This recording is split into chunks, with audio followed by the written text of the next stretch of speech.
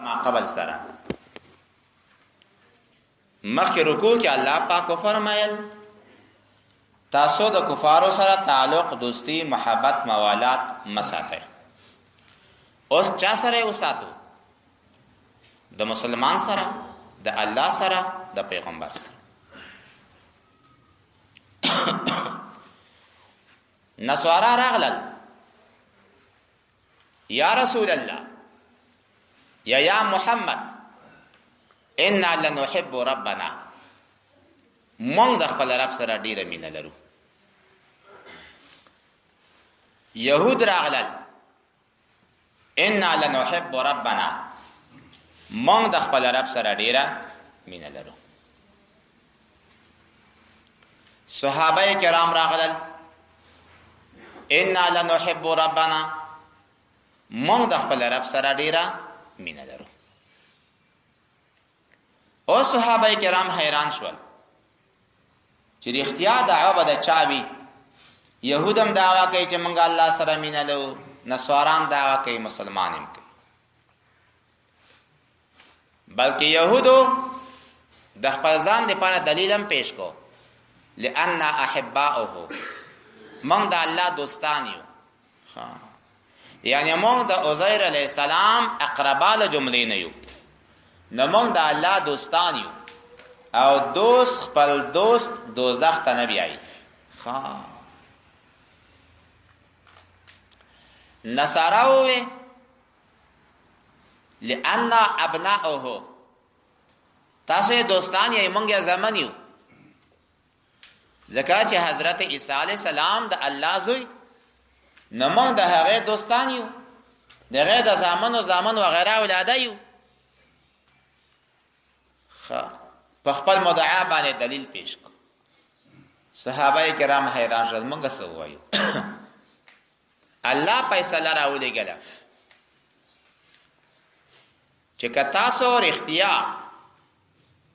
د الله پاک جل جلاله سره محبت لرئ نو د هغه محبت لپاره یو شرط شته چې بغیر د هغه شرط نه د تاسو دعوا دروغجنه ده هغه شرط کوم ده ان کنتم تحبون الله که تاسو رښتیا د الله سره مینه لرئ د الله د مینې علامه بداوي فاتبعوني تاسو به د حضرت رسول الله صلی الله علیه وسلم کامل تابعدار جوړیږئ د الله مینې د لپاره مقدمه د رسول الله مینه ده په الله باندې ایمان راوړل په رسول الله باندې ایمان راوړل دا ورته مقدمه ده چې په رسول الله د ایمان راوړل په الله ایمان راوړی شي چې د رسول الله سره د محبت وي بس د الله سره د محبت شته او هر یو سړی ناری وی بیا چې زه خو د محمد رسول الله سره مینه لرم دا مینه څه معنا خالی همدغه د خدای خبره کور مې درجار کې خو لګو درو لپاسه لچته پورته خالی دغه مینه صخره باندې ګران ده بس دغه د دنیا مینه ته وګورئ چرته لیلا او مجنون وګورئ چرته هو طالب جان او ګلبشره وګورئ چا د مینې لپاره څومره مهنتونه کوي هغه د مینې لپاره څومره قرباني ورکوي لیلا پکور کې تاسو نه ولیدل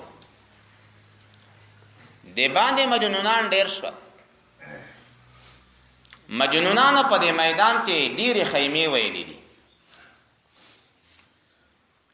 اصلي مجنون خو لیوانه ده غریب لیلا یو جام ورولېګلو غلام ته ور الکه دا جام یوس او داسې وچه مړې ورک چې مجنون ته وایا چې دا د لیلا په لاس راکړل شوی خورتوا چې اول دا مړی وخوره او بیا زما دا جام د وینې نه ډک دومره وینه راو بس. اوس الله په دې مجنونانو امتحان راوست. یوې خیمې ته راغی ته مجنونی الله د خو مړ شو څنګه مجنون نه مړی دې راوړی لیلا درکړې او مړی راکړې خو په شرط باندې مړی به خورې دا جام به ډکوي. یاره وای د مړی والا مجنون یم د مړی راکه خو د وینې مجنون نه یم. بلې خیمې ته ورځي بلې ته ورځي بلې ته ورځي چې رښتینی مجنون ته ورغی هغه ورته وایي نه اوله مړی نه خورم اوله به وینه ورکم جام به ډکم د هغې نه بعد که مې ډوډۍ خوړه که مې ورته کتل. اوس مجنون معلوم شو سمدستي چاړه وخته رګونه یې پرې کړل جام یې ډک. اوس یې څه هغه دومره اطاعت د خپل مولا کوي د خپل لیلا کوي. تاسو هلته فکر نه مجنون حج ته لاړ پلار یې ورسره ده نو پلار یې ورته وایي چې بچیا ډېر ښایسته ځای کې ولاړې ملتزم شریف کې داسې ووایه چې خدایه زما ټول ګناهونه معاف کړې او خدایه زما د زړه نه محبت د لیلا لرې کړې. دی چې ودرېده دی څه وایي الهی تبت من کل المعاصی خدایا د ټولو ګناهونو زما توبه ده خو یوه خبره ده ومن حب لیلا لا اتوبو د محبت د لیلا نه هغې نه توبهګار نه یم. الهی تبتو من کل المعاصی خو من حب لیلا لا اتوبو. نو پلار یې راکش کو ویې غورځولو. لیلا په محبت کې مجنون لیونی شو. په لاره کې یو سپی ولیدلو سپی رأیت بالبیداء کلبا سپی ولیدلو دا سپي ته ناشنا غوښې راوړې داسې عجیبه تورې ټوټې ورته راوړې چې چا پلار ته هم راوړې نه وي. دا یې ورته کېښودل ډوډۍ ورته کېښودې فلاموه علی ذلک خلک ملامتیا پې وایي دا څه کوې دی ورته وایي ګورئ خلکو زمونږ په دا زخمي زړه باندې مالګې مه دوړوئ دا پوهېږم چې سپی د دې لایق نه ده خو ما یو ورځ دغه سپی د لیلا په دروازې کې لیدلی و د هغې محبت را باندې زیات تا چې د هغې په دروازې کې ګرځېدلی و. بس مجنون یو ورځ تاسو به لیدلی په دا دیوال باندې خوله لګوله دا دیوال ښکله وه کنډوالي دي دا دیوال نو خولې لګوي په دا دیوالو خلک څه لیونی شوې دیوالونه وچ دیوالونه ښکلوي دی څه ورته وایي ما حب الدیار شغفنا قلبی ولكن حب من سکنت الدیار د دغه دیوالو زما زړه وړی نه ده خو چې کوم کس په دې دیوالو کې اوسېدلو او اوس یې کډه کړې ده د هغې چا په خاطر باندې په دا دیوال خوله لګوم چې په دې ځای به یې لاس لګېدلی په دې ځای به یې لاس لګېدلی د هغې په خاطر باندې محبت خو چې د لیلا محبت دومره اثر پیدا شو چې هرې قربانۍ د وینې ته ځان ورکوي سفرو ته ځان ورکوي لوږې ته ځان ورکوي دا رښتونی محبت زمونږ ته یا رسول الله سخت را باندې ګران ده ښه څه ګران ده څه دې کړي دي خالي په لیلا لا خالي په دغه هغه قرباني نه غواړي اوس د دغه محبت نښه دا ده لکه څنګه چې مجنون د نورو مجنونانو نه په څه بیل شو؟ اطاعت یې وکړ، رښتونې مینه او اطاعت یې وکړ، خبره یې ومنله، مینه یې رښتیا شوه. اوس به رښتونی مینه ناک د رسول الله سره هغه څوک وي چې اطاعت د رسول الله صلی الله علیه وسلم کوي. عجیبه خدا ده، مینه لرم خبره نه منم، دا څنګه مینه ده؟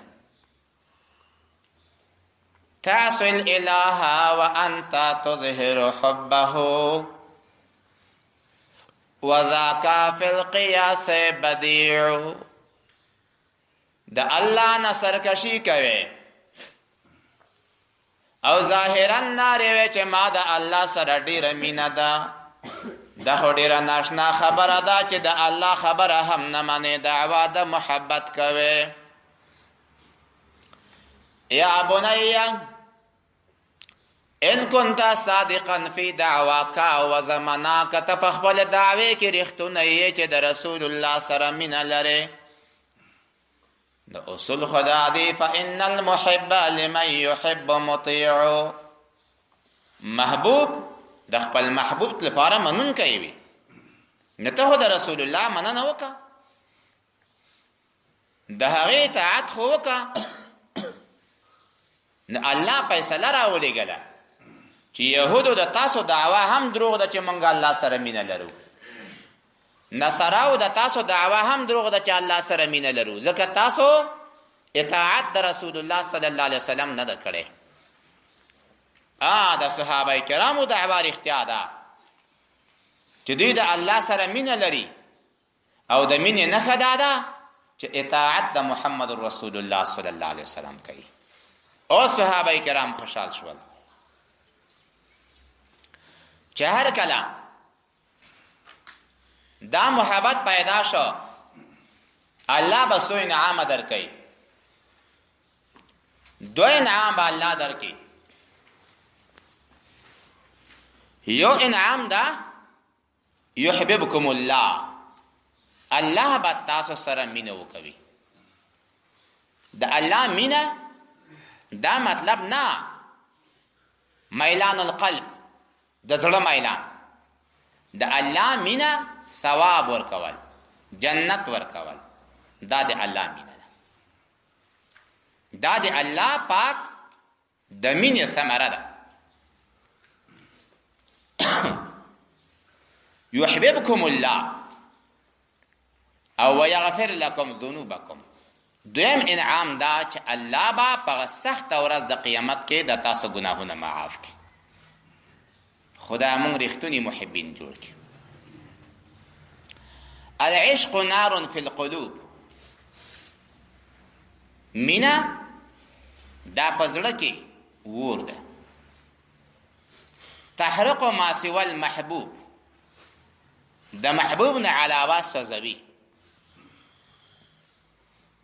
مینا دا اور سره لمبه ده او په تنکي وجود کې د زړه سر زخمی کوي. د محمد رسول الله صلی الله علیه وسلم مینا دا عبارت د اطاعت رسول الله صلی الله علیه وسلم. د صحابه کرامو مینا رښتیا ده.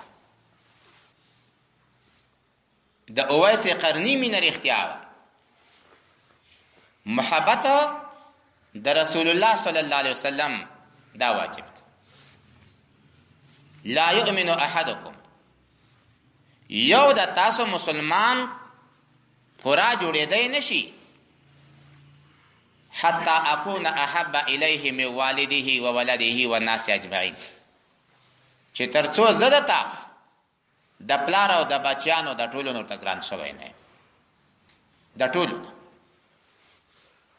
دا عشق کسبی ده او که دا طبعی ده. که دا عشق کسبی شي نه په ډیرو خلکو کې خو بیا دا شی نشته. زمن په ګران دی یا پلار په ګران ده یا ښځه په ګرانه ده د رسول الله صلی الله علیه وسلم. لیکن که حقیقت ته وګورو دغه مینه طبعی ده. څنګه طبعی ده؟ د انسان طبیعت دا ده چې د هغه چا سره محبت ساتي چې تا سره ښېګړې کوي یو، او په دا کس کې صفت د حسن کمال ته رسېدلی ډېر ښایسته وي. دریم شجاعت او زړورتیا لري، سخاوت لري. طبعا دغه انسان په هر چا ګران وي، د هر چا سره محبت وي. د حضور صلی الله علیه وسلم په امت باندې غمدردی، د امت فکر، د دنیا په ژوند کې، په قبر کې، په آخرت کې. رسول الله صلی الله علیه وسلم د صحابه کرامو نه ورک شو. صحابه کرام بهر راووتو، پوښتنه کوي چې اسنه رسول الله ته چا ضرر نه رسولی. یو اعرابی نه پوښتنه کوي شپون دا داسې یو نورانی شخصیت په دې لار نه و راغلی، ولې نه په دې لار باندې راغی؟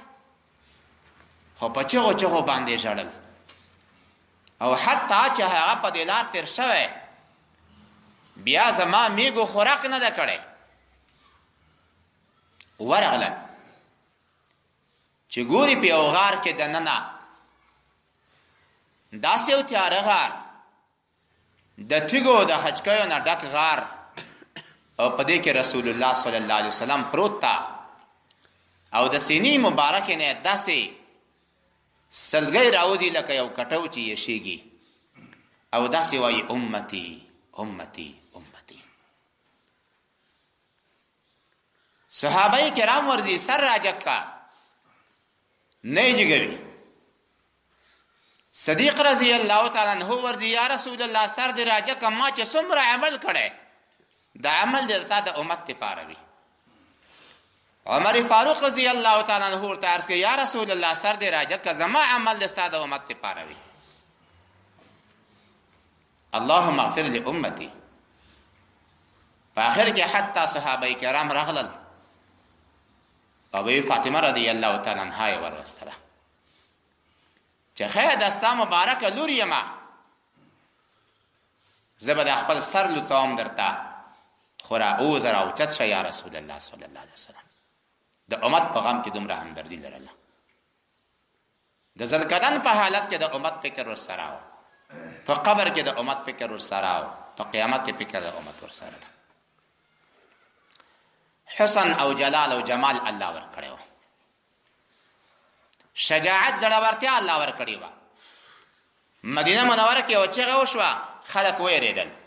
اوس خلک راوځي مشوره کوي دی خواته لاړ شو، یې خواته لاړ شو، چې ګوري رسول الله راغی په اس باندې سپورو، زینن او زیلم تورا علم تورا عمر راغی. ما ټوله مدینه ولیدله، هیڅ شی نه و. خلک په دې یریدل، د بیا ټوله مدینه کتلم ده. شجاعت او زړورتیا یې دومره وه، سخاوت دومره چې رسول الله صلی الله علیه وسلم فرمایي چې که ما ته د احد د غره په اندازې باندې دنیا مال دولت راکړی شي، 3 شپې به له ما سره تېرې نه کړي. حتی آیت کې براشي تاسو ته شان د نزول کې چې خپل جامې مرویستې او اوس لغړ کې ناستلو، سورې بنی اسرائیل کې براشي.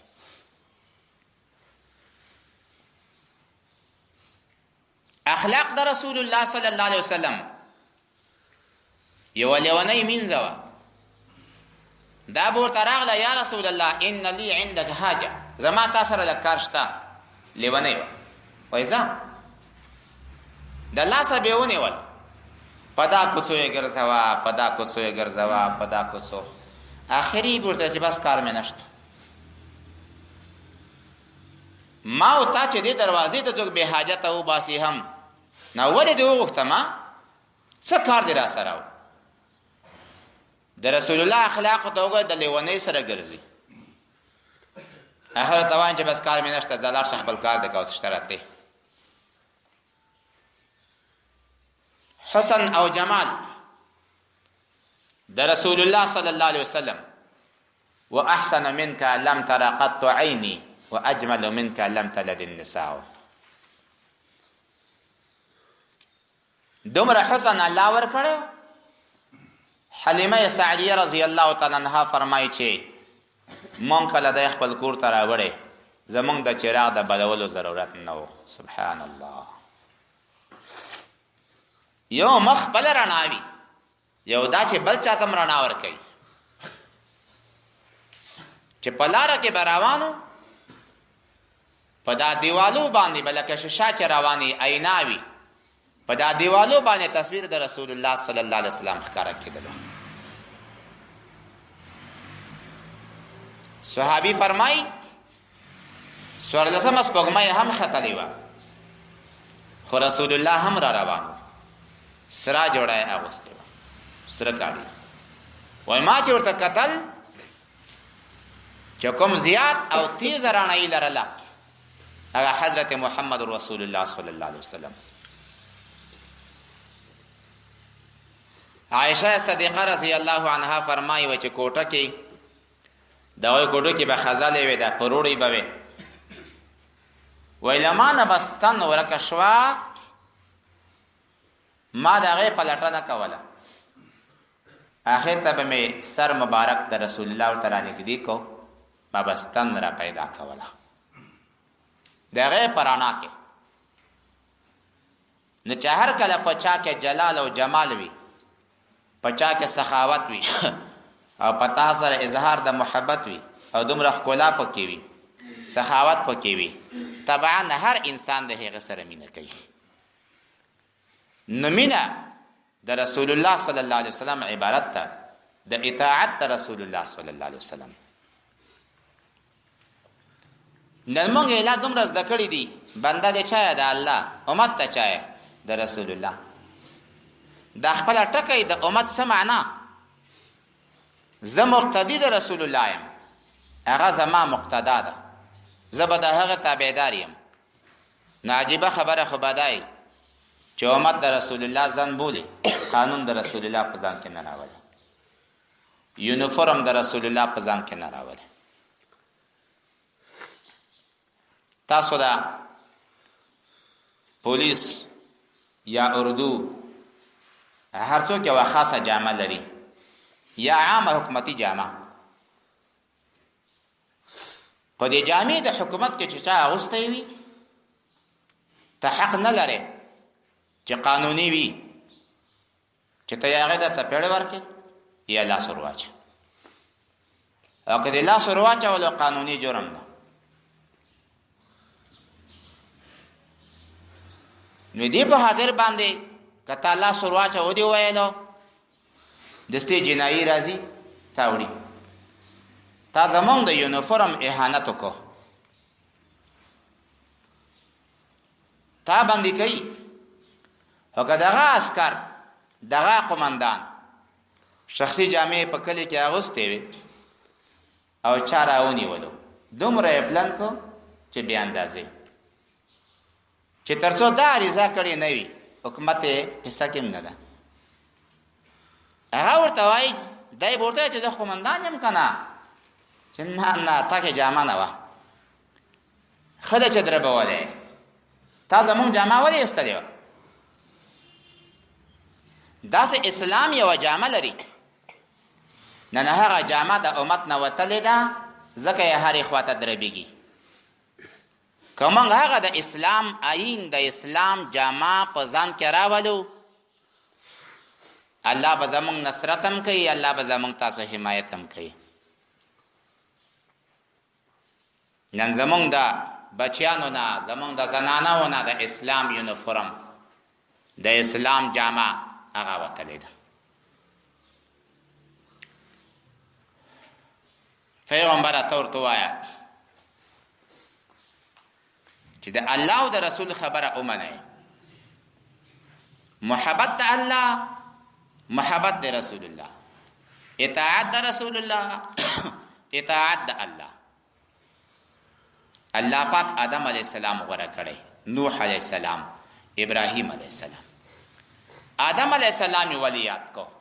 ځکه همدغه آدم من ادیم الارض او د ټولو بشر پلار ده. نوح علیه السلام یې ځکه یاد کو چې اول نذیر، اول يرونکی، اول عذاب ورکړل شوی امت د حضرت نوح علیه السلام، آل د ابراهیم علیه السلام، آل د عمران. عمران دوا دي. یو عمران د موسی علیه السلام، موسی بن عمران بن يسهر بن قاهت بن لاوي بن يعقوب بن اسحاق بن ابراهيم.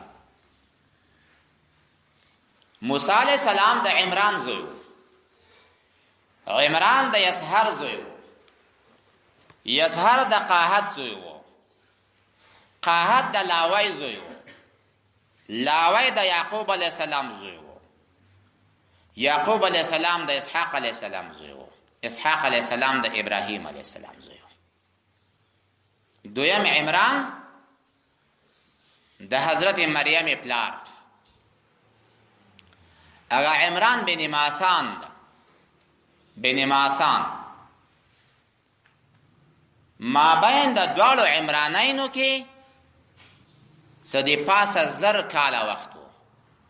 عمران د موسی مخته ده او عمران د حضرت مریم یو رسته ده.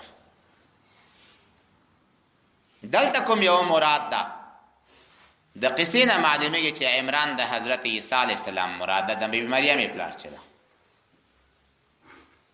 ولې په دې باندې دا قصه دال ده؟ الله فرمایي دا ذریه دي بعض له بعضنا. الله د ټولو خبرو اوریدونکی او فوز ذات. نو نسوارا د نجران خو راغلي و پرون کنه، اوس رسول الله ورته قصه بیانوي چې تاسو ولې وایئ چې مریمه دا د حضرت موسی عیسی علیه السلام مور ده، او بیا وایي چې عیسی علیه السلام الله پاک هغه یې پلار ده او د یې بچی ده.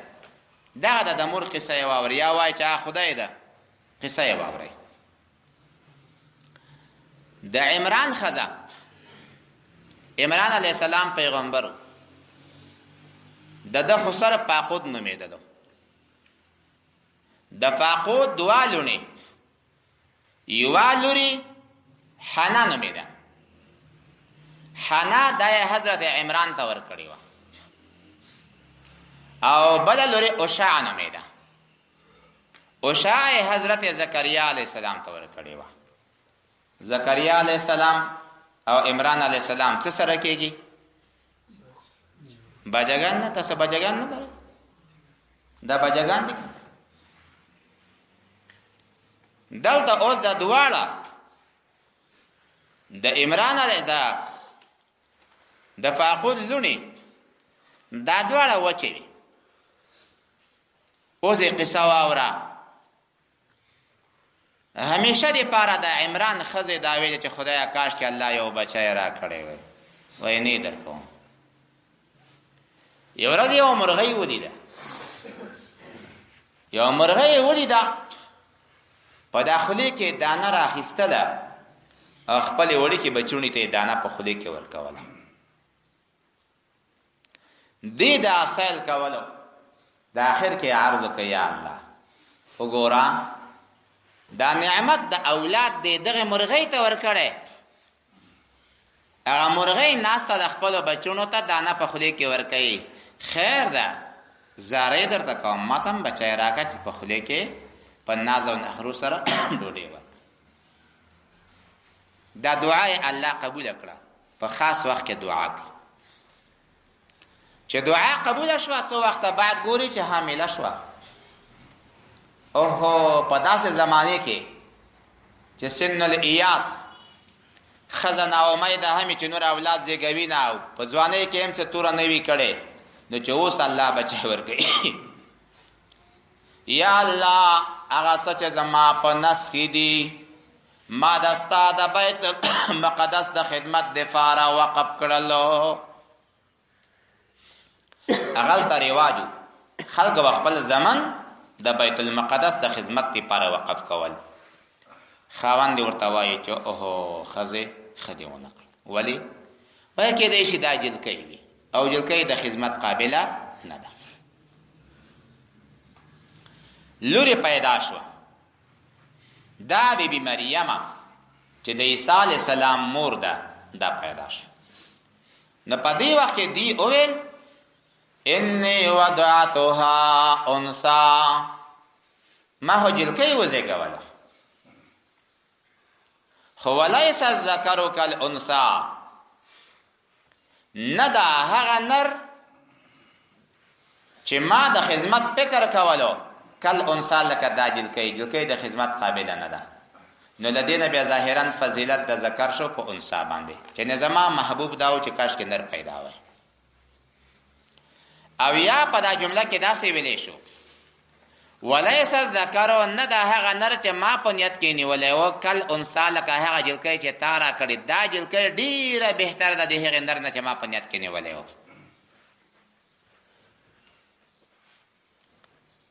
مختصر او متول کې دا خبره کوي چې متکلم کله خبره کوي نو دوه غرض وي.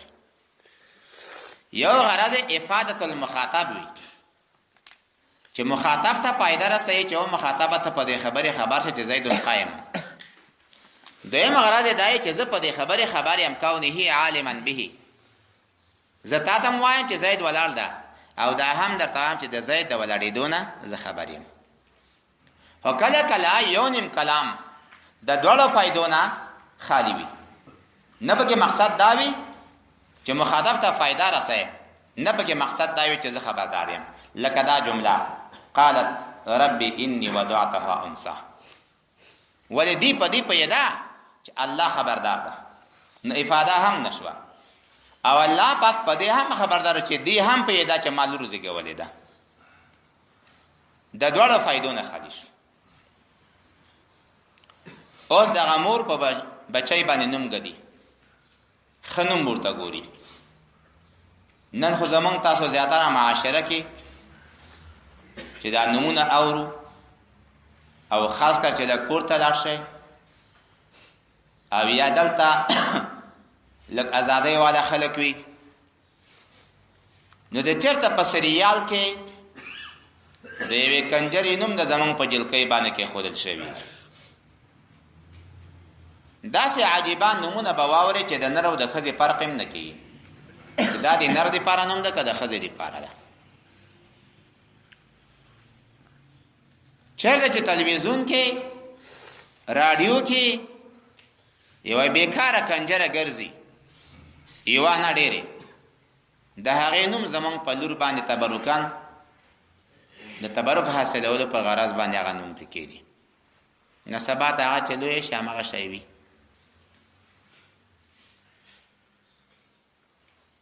نو اول حق د اولاد دا ده چې په دې باندې ښه نوم کېدی. د مریم معنا خادمه، د مریم معنا عابده، دواړه صفته پکې وو، هم خادمه وه او هم عابده وه. رسول الله فرمایي صلی الله علیه وسلم کموله من الرجال کثیر، په نارینه‌و کې ډېر کسان کمال ته رسېدلي دي، خو زنانه‌و کې کمال ته رسېدونکي کم کسان دي. دا یو څو ښځې دي. یوه آسیه ده، تاسو یې پېژنئ؟ آسیه نه یې پېژنئ؟ هغه څه آسیه، دا بی بی آسیه خو پېژنئ که نه؟ دا د فرعون ښځه څه وه؟ د مزاحم لور. او یوه بی بی مریمه، دا د هغه ښیم درته، عیسی علیه السلام مور درته ښیم دغه. او بی بی خدیجه کبرا رضی الله عنها، او بی بی عایشه صدیقه، او بی بی فاطمه زهرا. په مخکنیو زنانو کې دا زنانه وي، او په دې زنانو کې د عایشه رضی الله تعالی عنها باره کې فضیلت راغلی. فضل عائشه على سائر النساء كفضل الثريد على سائر الاطعمه. د عائشې فضیلت په نور زنانو لکه د ماته کړې مړی په نورو مړیګانو شروع. خو تحقیق دا ده چې د دې امت په زنانو کې تر ټولو بهترینه لور مبارکه د رسول الله صلی الله علیه وسلم فاطمه. ولی وایمون دا رسول الله د لور سره هیڅ کوم نشو برابر ولی ځکه بضعت رسول الله صلی الله علیه وسلم فاطمه تو بضعت مني، او زما د زړه ټوټه ده. د جنت سرداره بیبي فاطمه الزهرا ده. نو دغه مریم په دې نوم کې خودلو او دعا کوي. اوس مور اولاد ته تربیت ورکول دا د مور کار ده. تر 4-5 کلو پورې د ماشوم تربیت دا د مور وظیفه ده. د کنځلو به بندي تربیت، ناستای، آداب، د خوراک، چخاک، قضای حاجت دا د مور کار ده. د ماشوم دی پاره اوله مدرسه د مور غېږ ده او د مور تقوا ده. که مور کنځلې کوي لور به دوه کوي، که مور بد الفاظ وای زوی او لور به لاس وری وای، او که د اموري ونه وای نو دا زوی او لور کوم دین زده کی، او کله بهر زده کی 2 سپېړې ورکه بیا یې رہی بیرته. نو اوس دعا کوي چې خدای زو پناه نسم پتا باندې چې د دې ذریه او دی د شیطان نه وساتي. دعای الله قبول کړه.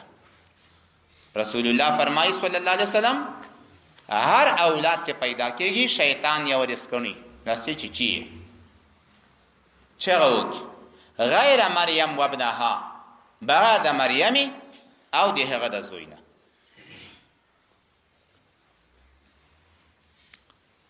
لور پیدا شوا عمران علیہ السلام یا چې هر چا دا یوړه بیت المقدس ته چې دا نذیره ده نظر ملشیو د میتاسو تراوړ. په دې جمعه د بیت المقدس کې د بیبي مریم د خاله خاوند زکریا علیہ السلام د ترور میړه او چې دا ماشومه ما ترا کوي ځکه د خاله لما سره ده ښه تربیت به وکړي. خلکو ویل نه داسې نه کېږي، ښه راځئ پچې واچو. چې پچه یې واچوله څنګه پچوه؟ کوم قلمونه چې د تورات قلمونه وو د لیکلو موږ به دا قلمونه اوبو ته واچو چې د هر چا قلم ځای په ځای ودرېده لکه خټه کې چې درېږي. بس دغه نذیره مریم به د همغه چاوي چې قلمونه یې واچول ټول قلمونه څملاستل په اوبو کې یوازې قلم د زکریا علیه السلام ودرېد. یا راځئ قلمونه اوبو ته واچو. نو اصول خدا دي ظاهران چې د اوبو سره بزي، خو چې کوم قلم پاس طرف ته لاړو د اوبو د راتلو طرف ته حرکت وکړو سره زور قلم وو نو دغه نذیره به د همغه چاوي چې قلمونه یې وغورځول نور قلمونه کاته ویلې ته ورسېدل. د زکریا علیه السلام پاس تڼي کدي ته قلم ورسېدل پورته پکې روان. اوهو نذیره بیا واخست.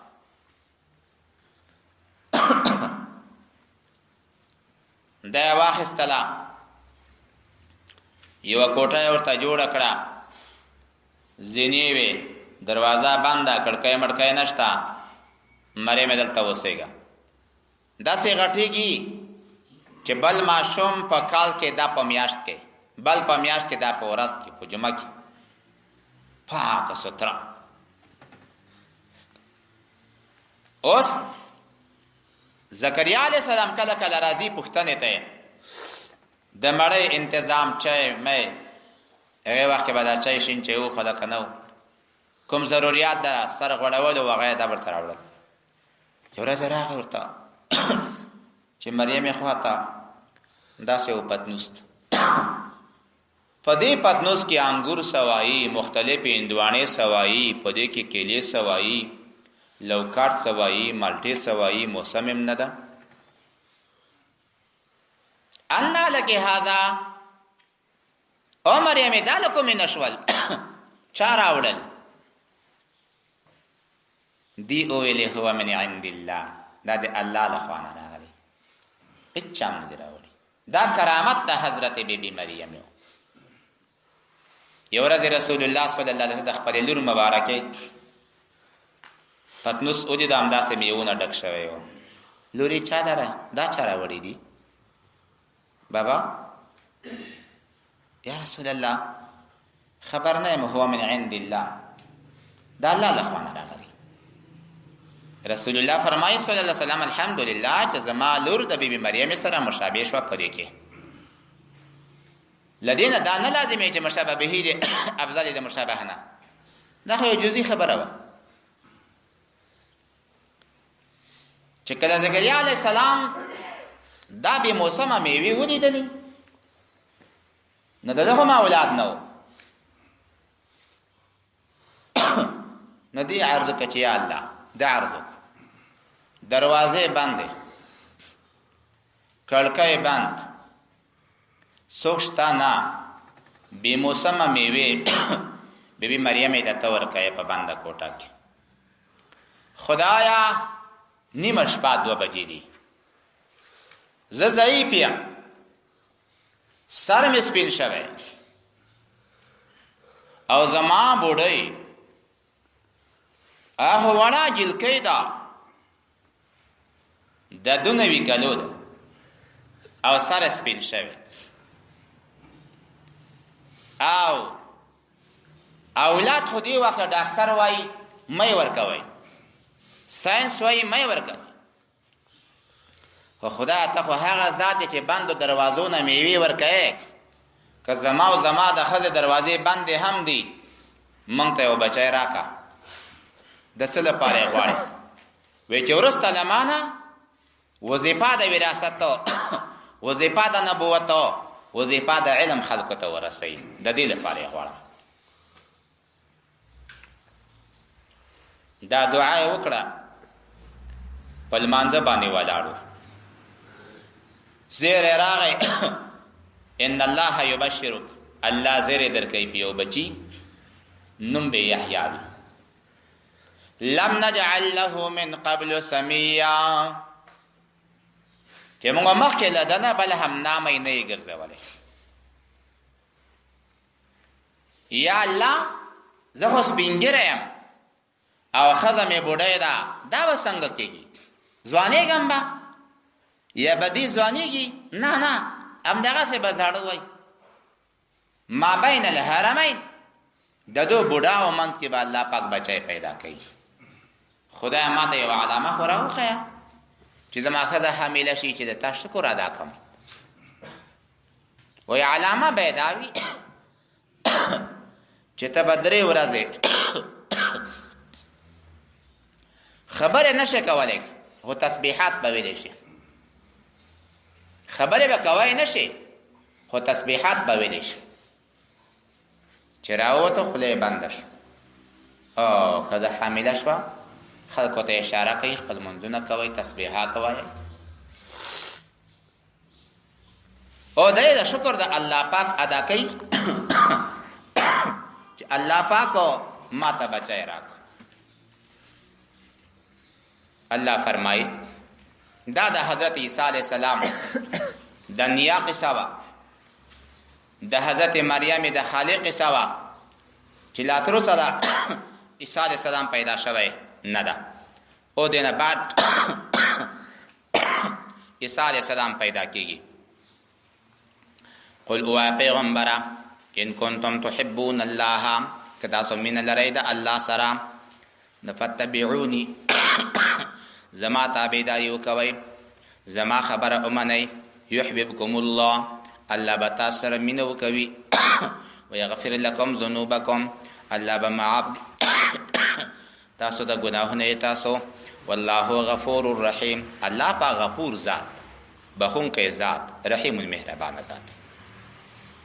قلوا پیغمبر اطیعوا الله دا الله خبر امنی والرسول دا پیغمبر خبر امنی فإن الله بشک فإن تولوا کدو اعراض کوم مخی واړولو فإن الله بشک الله فاق لا يحب الكافرین الله دوستی نه کوي د کافرانو سره، یعنی کافرانو ته الله پاک عذاب ورکوي.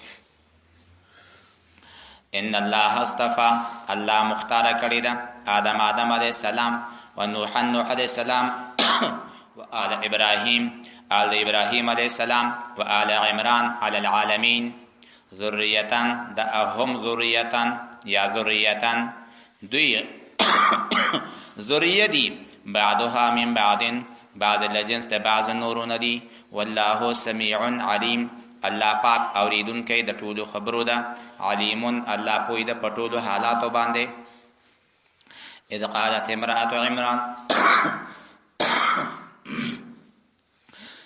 یاد کا هغه وخت چې او ویلې خزه د عمران رب ای خدایا حنا بنت فاقودو انی نظرتو ما پزان نظر منلی لکه تا دی پارا ما هغه سو فی بطنی چې زما په ګیډه ده محرره آزاد د خدمت د بیت المقدس لپاره. فتقبل مني لمعنی قبول کې انک بشکتا انت السمیع اوریدونکی د خبره العلیم او پوی په حالاتو باندې.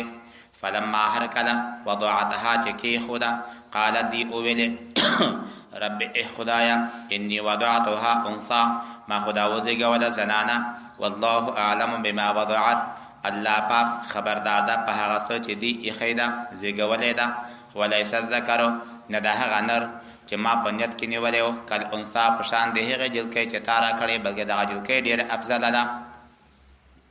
و انی سمیتها ما پدی باندې نوم کې خودلو مریم و انی ز اعیذها فنانی سمپتا ما اعیذها پنا غړم دی د فاره بک پتا باندې و ذریتها او د دې اولادی ته من الشیطان الرجیم لشیطان رټل شوینه.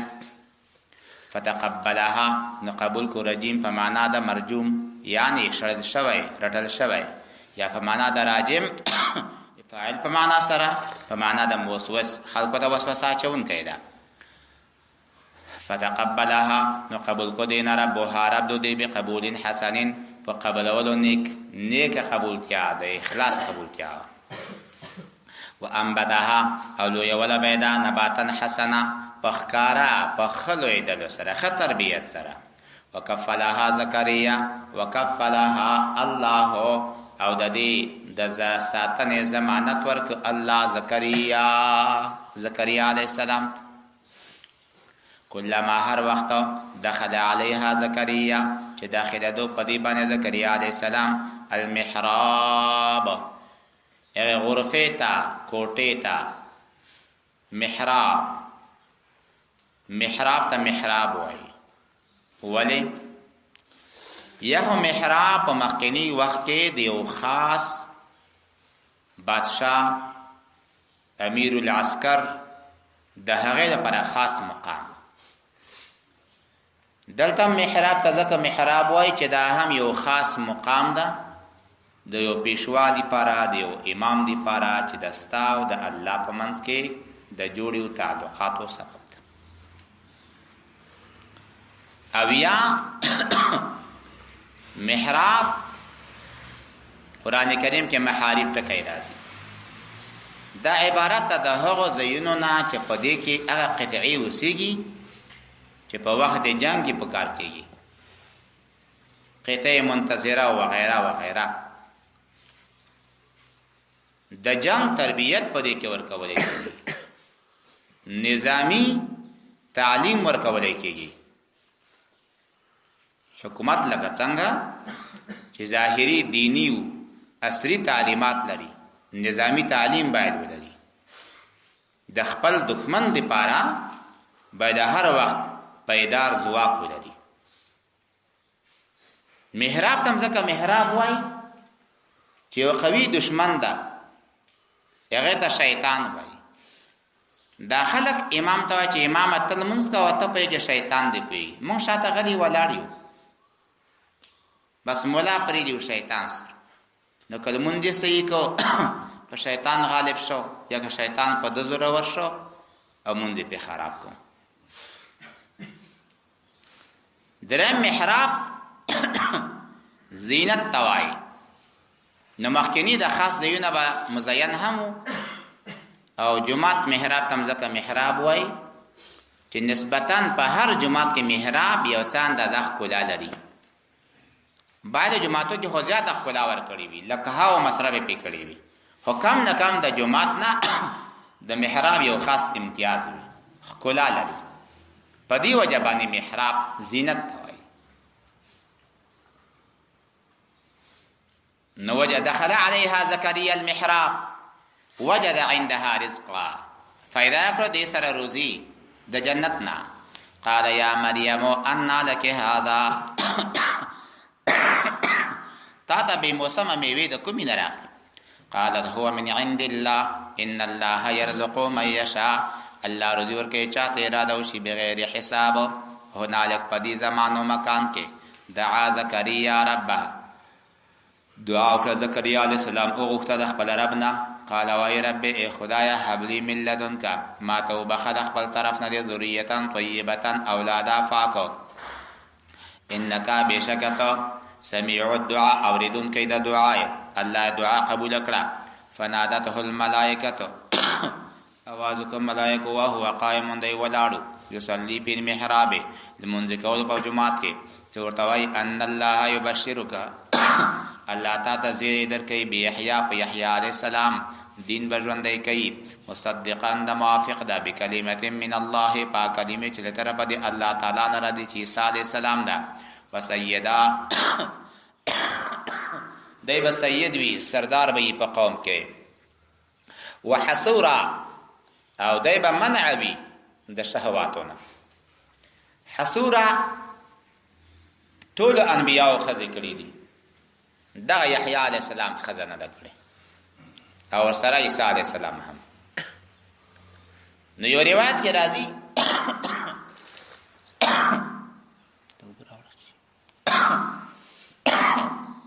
یو روایت کې راځي چې د حضرت یحیی علیہ السلام نارینه توب اولاد اعلی دا که حدبت صوب د جامې د پیچی په شانو او یا قلقذات لکه یو خلی غونته، لیکن دا روایت صحیح نه ده. دا هو کمال نشو، دا خو داسې معنا لري لکه یو ړوند وي او دی وایي چې زه هېڅ چاته هم نه ګورم، ته کتی نه شي. کمال هلته ده چې سترګې یې وي او چاته نه ګوري. نو که چېرته یحیی علیه السلام د جماع قابل نه وي، دا خو صفت نه ده چې بس دا تقوا نه ده. تقوا دا ده چې د جماع قابل هم وي او بیا هم دی نه کوي. نو صحیح قول دا ده چې یحیی علیه السلام د جماع قابل و، خو دا خپل شهوت مغلوب کړی و، لهذا زنانه ورته حاجت نه پیدا کېده. دینی جذبه په غالبه وه، شهوت یې لرې کړی و. حسور مانع د شهوات د زنانه ونه منع و نبیا من الصالحین، او دا یو پیغمبر د جملې د اعلی صالحین و نیکانو نه چې مرسلان دي. قال وای رب خدایا انا یکون لی غلام، څنګه بشي زما دی بارا بچای، وقد بلغنی الکبر، ما ته رسېدلی مشرتوب. د څو کلو؟ یا د نوي کلو او یا د شپږو شلو کلو، یعنې یو سلو شلو کلو. و امرأتي عاقر، زما ښځه شنډه ده، هغه د دوه کم سلو کلو پیغله وه. قال وای الامر كذلك الله، همدارنګه الله پاک یفعلو کوي ما یشاء څه اراده وشي. قال فرمای رب اجعل لي آیه، ما ته وګرځوه یو نښانه، على حمل امرأتي اعرف بها الحمل لاشکرک. قال آیتک، نښانه د دې بدای الله تکلم الناس، ته به خبرې نشې کولی خلکو سره، خبرې به نشې کولی یو دانه چې خبرې به نه کوي، خبرې نه کول خدا بیا نښانه نسوه، ته به خبرې کوی نشي. ثلاثه ایام 3 ورځې. دا اعتراض څوک ونه کړي چې بیا خو پیغمبر کې عیب پیدا شو، پیغمبر خو ته ګونګ نه یې کړه.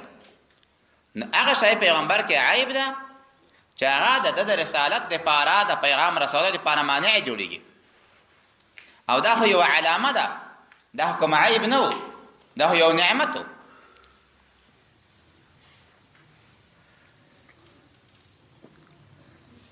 ثلاثه ایام 3 ورځې الا رمزا، مگر محض اشاره به خلکو ته کوي. واذکر ربک کثیرا، یادوا خپل رب لره ډېره، وسبح تسبیح بالعشی